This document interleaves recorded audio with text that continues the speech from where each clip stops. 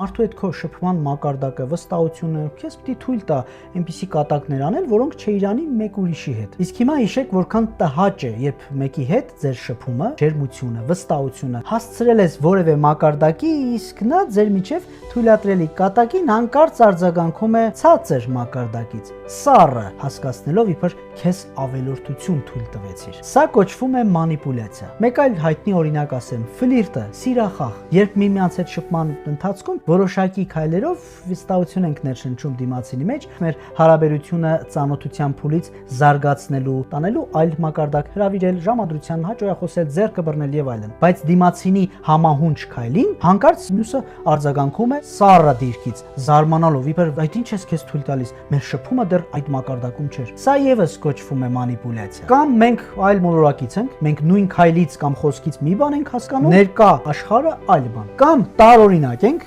հավանաբար ունենք հոգեբանի կամ հոգեբուժի կարիք, կամ էլ մեզ դուր է գալիս մարդկանց գցել անհարմար դրությունների մեջ ու տեսնել, թե ինչպես են հաղթահարում մեր իսկ ստեղծած արհեստական փորձությունը։ Իսկ թե ինչպես պատասխանել նման մանիպուլյատորների նման իրավիճակներում, այս մասին կխոսեմ իմ Telegram-յան ալիքում։ Բաժանորդագրման համար գրեք նշված համարին։